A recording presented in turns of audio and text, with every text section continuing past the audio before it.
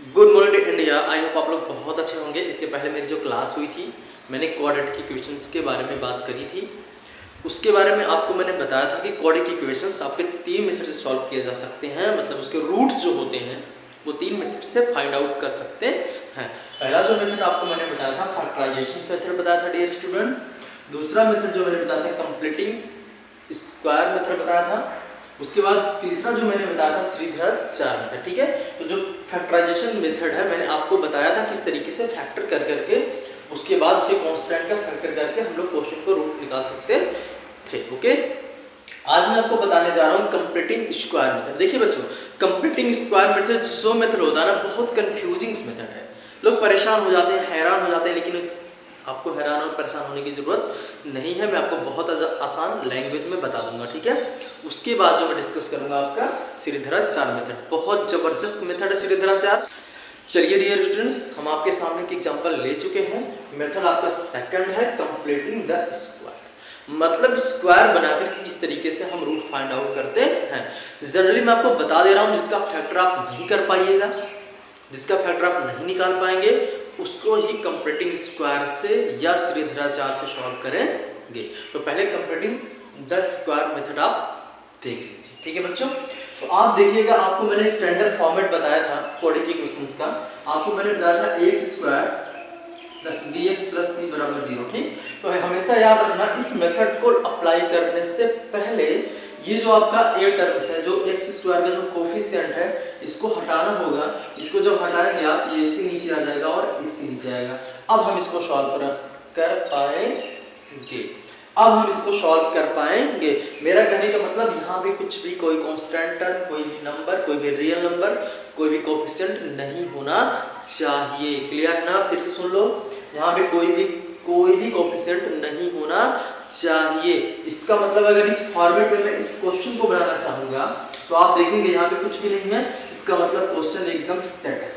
आपको कुछ भी नहीं करना है, क्वेश्चन पूरी तरीके से सेट है। बस क्वेश्चन को सॉल्व करना है। और क्वेश्चन को किस तरीके से सॉल्व करना है, चलिए देखते हैं। सबसे पहले ऐसे क्वेश्चन को सॉल्व करने के लिए हम इस मीड वैल्यू को पिक करते हैं। क्या करते हैं? मीड वैल्यू को पिक करते हैं। 6 है तो हम इसका हमेशा हाफ करते हैं। क्या करते हैं बच्चे? हाफ करते हैं। चलिए देखते हैं किस तरीके से। सबसे पहले हम इसको देखते हैं, एक्स स्क्वायर माइनस 6s, इस 3 को आप इक्वेट कर दीजिएगा -3। क्लियर है ना? अब मैंने अभी कहा इस 6 का क्या करेंगे हम लोग? हाफ करेंगे। 6 का क्या करेंगे? हाफ, मतलब इसका आधा करेंगे। मेरी बात समझ गए क्या? इसका हाफ करेंगे। जैसे आप 6 का हाफ करोगे कितना आ जाएगा बच्चे? 3। ये आपको माइंड में करना है, ये तो मैं आपको सिखा रहा हूँ। मेरी बात समझ गए ना? आपको माइंड में करना है, लेकिन मैं आपको सिखा रहा हूँ। क्लियर बच्चों? अब देखो जैसे 3 आया ना, अब हम 3 का स्क्वायर कर देंगे। क्या कर देंगे? 3 का स्क्वायर कर देंगे। 3 का स्क्वायर क्या आ जाएगा? 9। बात समझ गए? मैंने क्या कहा? मैं स्क्वायर मेथड बता रहा हूँ। इसका मतलब क्या हुआ?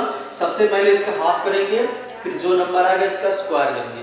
इसके स्क्वायर को दोनों तरफ ऐड कर देंगे। मेरी बात समझ गए? इसके स्क्वायर को दोनों तरफ ऐड कर देंगे। किस तरीके से ऐड करेंगे वो मैं आपको बताने जा रहा हूँ। देख लीजिएगा, थोड़ा यहाँ कर देता हूँ स्टूडेंट्स। जैसा कि आप देख पा रहे हैं, आपके सामने लिखा हुआ है एक्स स्क्वायर माइनस का 6x। मैंने क्या कहा? इसको दोनों तरफ ऐड करना है। ये आपका मतलब जो आपका लेफ्ट और राइट दोनों साइड है, दोनों साइड ऐड करना पड़ेगा। मेरी बात समझिए। इस 9 को मैंने यहाँ पे ऐड कर दिया। इट इज क्लियर दैट इस 9 को हमने ऐड कर दिया है। इसके बाद -3 इधर है, तो -3 के पास भी 9 को हम ऐड कर देंगे। क्या आप समझ गए? मैंने क्या किया है? मैंने इस मीड वैल्यू को पिक करके हाफ कर दिया है। हाफ करने के बाद इसका मैंने स्क्वायर कर दिया है। इस स्क्वायर को दोनों तरफ हमने ऐड कर दिया है। मेरी आप बात समझ पा रहे हैं डियर स्टूडेंट? अब देखिए ध्यान से, इसके बारे में बिल्कुल नहीं सोचना है।